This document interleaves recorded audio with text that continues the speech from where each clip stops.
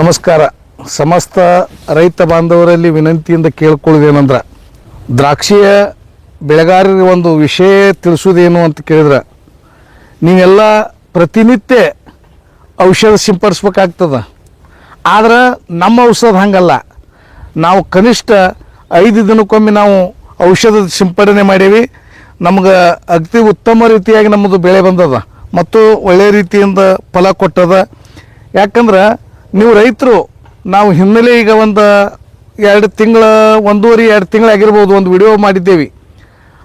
ಆ ವಿಡಿಯೋ ನೋಡಿ ಸಾಕಷ್ಟು ರೈತರು ಫೋನ್ ಹಚ್ಚಿ ಮತ್ತು ನಮಗೆ ಈ ಥರನಾಗಿ ನೀವು ಔಷಧ ಕೊಡ್ರಿ, ನಮ್ಮನ್ನು ನಿಮ್ಮ ಜೊತೆ ನಾವು ಇದು ಮಾಡ್ತೀವಿ ಅಂತ ಕೇಳಿದಾಗ, ನೀವು ಅರ್ಧಂಬರ್ಧ ಈಗಾಗಲೇ ಯಾವುದೇ ಒಂದು ಔಷಧ ಮಾಡ್ಕೊತ ಬಂದಿರ್ತೀರಿ.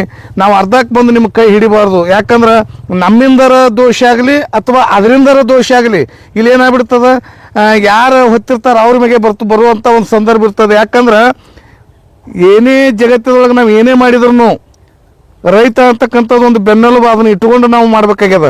ರೈತರಿಗೆ ಮೋಸ ಮಾಡಿದೆವು ಅಂತಂದ್ರೆ ಜಗತ್ತಿದಾಗ ನಮ್ಗೆ ಎಲ್ಲಿ ಸ್ಥಾನಮಾನಗಳಿಲ್ಲ. ಯಾಕಂದ್ರೆ ರೈತ ಅನ್ನ ಹಾಕುವಂಥ ಒಬ್ಬ ರೈತಗೆ ನಾವು ಗೌರವಪೂರ್ವಕವಾಗಿ ಮತ್ತು ಭಕ್ತಿಪೂರ್ವಕವಾಗಿ ಅವನಿಗೆ ಮೋಸ ಮಾಡಲಾರ್ದೇ ನಾವು ತಿಳಿಸ್ಬೇಕಾಗಿರ್ತಕ್ಕಂಥ ವಿಷಯ. ಯಾಕಂದ್ರೆ ಎಷ್ಟೋ ನೀವು ಔಷಧಗಳನ್ನು ಸಿಂಪಡಣೆ ಮಾಡಿ ದಿನ ಔಷಧ ಹೊಡಿತೀರಿ, ಆದ್ರೆ ನಿಮಗೆ ಖರ್ಚು ಜಾಸ್ತಿ ಆಗ್ತದೆ. ಆ ಖರ್ಚು ಜಾಸ್ತಿ ಆಗ್ತದೆ. ನೀವು ಇದು ದ್ರಾಕ್ಷಿ ಇದನ್ನು ಮನುಕು ಮಾಡಿ ನೀವು ಮಾರಾಟ ಕೇಂದ್ರಕ್ಕೆ ಒಯ್ದು ಮಾರಾಟ ಮಾಡುವಾಗ ಭಾಳ ಆದ್ರೆ ಒಂದು 100-125, ಭಾಳ 135 ರೂಪಾಯಿ ಇಷ್ಟರೊಳಗಾಗಿ ನೀವು ವ್ಯಾಪಾರ ಮಾಡ್ಕೋತೀರಿ. ನೀವು ಖರ್ಚು ಮಾಡಿದ್ದಕ್ಕೆ ಮತ್ತು ನಿಮ್ಮ ಬೆಳೆ ಬಂದದಕ್ಕೆ ನೀವು ಟ್ಯಾಲಿ ಮಾಡಿ ನೋಡಿದ್ರೆ ನಿಮಗೆ ಲಾಭದ ಅಂಶ ಸ್ವಲ್ಪ ಕಡಿಮೆ ಅನ್ನಿಸ್ತದೆ. ಈ ಲಾಭದ ಅಂಶ ನಮಗೆ ಅದೇ 100-120 ಮಾರೋದಕ್ಕೆ ನಿಮ್ಮದು ಲಾಭದ ಅಂಶ ನಾವು ಹೆಚ್ಚು ಕಾಣ್ಕೋಬೇಕಾಗಿತ್ತು ಅಂದ್ರೆ ಎಲ್ಲಿ ಅಂತ ಕೇಳಿದ್ರೆ, ನೀವು ಮಾಡ್ತಿರ್ತಕ್ಕಂಥ ಏನು ಎಣ್ಣೆ ಸಿಂಪಡಣೆ ಮಾಡ್ತಿರಲ್ಲ ಅದರೊಳಗೆ ಕಡಿಮೆ ಮಾಡ್ಕೊಳಕ್ಕೆ ಬರ್ತದೆ. ಆ ಕಡಿಮೆ ಹೆಂಗೆ ಮಾಡ್ಕೊಳಕ್ಕೆ ಬರ್ತದೆ ಅಂತ ಕೇಳಿದ್ರೆ, ಸಂಗಮೇಶ್ವರ ಸಾವಯವ ಕೇಂದ್ರ ಬಸವನ ಬಾಗೇವಾಡಿ ಇವರಲ್ಲಿ ಔಷಧ ಕೊಡ್ತಾರ.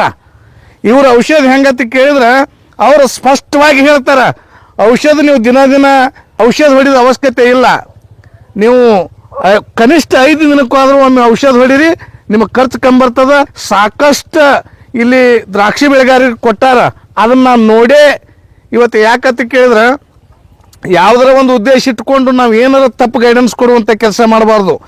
ನಾ ಯಾಕೆ ಮಾತಾಡಕತ್ತೀನಿ ಅಂತ ಕೇಳಿದ್ರೆ, ಒಂದು ರೈತರಿಗೆ ಒಳ್ಳೆಯದಾಗಲಿ, ಇದರಿಂದ ಉಳಿತಾಯ ಆಗಲಿ, ಅವರಿಗೆ ಲಾಭದಾಯಕ ಆಗಲಿ ಅಂತಕ್ಕಂಥ ಉದ್ದೇಶ ಇಟ್ಕೊಂಡು ಇವತ್ತಿನ ದಿವಸ ನಾನು ತಮ್ಮ ಎದುರಿಗೆ ವಿಡಿಯೋ ಮಾಡಲಿಕ್ಕೆ ಬಂದಿದ್ದೀನಿ.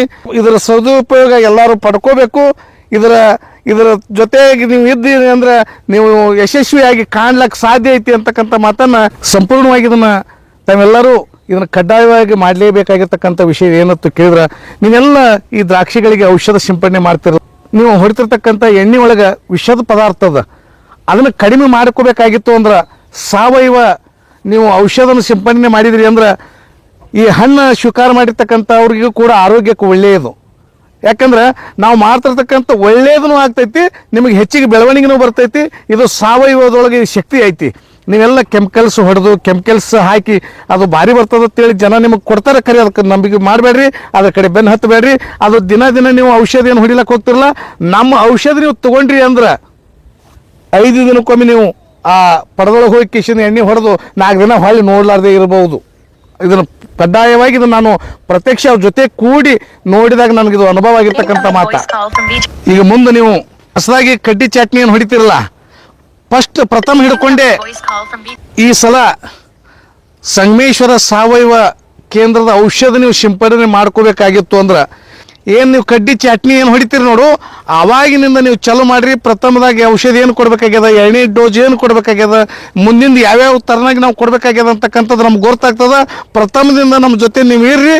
ನಿಮಗೆ ಯಶಸ್ವಿಯಾಗಿ 5 ದಿನಕ್ಕೊಮ್ಮೆ 6 ದಿನಕ್ಕೊಮ್ಮೆ ಎಣ್ಣೆ ಹೊಡಿಯುವಂಥ ಒಂದು ಲೆಕ್ಕದೊಳಗೆ ನಿಮಗೆ ಒಂದು ವಿಷಯ ತಮಗೆ ತಿಳಿಸೋದೇನು ಅಂತ ಕೇಳಿದ್ರೆ, ಸಾವಯವ ಸಂಗಮ ಅಂತೇಳಿ ಯೂಟ್ಯೂಬ್ ಚಾನಲ್ ಐತಿ. ಅದರೊಳಗೆ ಆ ವಿಡಿಯೋಗಳು ಅಪ್ಲೋಡ್ ಮಾಡ್ತಾ ಇರ್ತೀವಿ. ಆ ವಿಡಿಯೋಗಳು ರೈತರಿಗೆ ಭಾಳ ಅನುಕೂಲ ಆಗುವಂಥ ವಿಡಿಯೋಗಳನ್ನು ನಾವು ಹಾಕ್ತಿರ್ತೇವೆ. ಸಾವಯವ ಸಂಗಮ ಅಂತೇಳಿ ಒಂದು ಯೂಟ್ಯೂಬ್ ಚಾನಲ್ ತಾವು ಸಬ್ಸ್ಕ್ರೈಬ್ ಮಾಡಿರಿ, ಲೈಕ್ ಮಾಡಿರಿ, ಶೇರ್ ಮಾಡಿರಿ, ಫಾಲೋ ಮಾಡಿರಿ. ತಮ್ಮ ಆಶೀರ್ವಾದ ಹಿಂಗೆ ಇರಲಿ ಅಂತೇಳಿ ತಮ್ಮಲ್ಲಿ ಕೇಳ್ಕೊತಾ ಇದ್ದೀನಿ.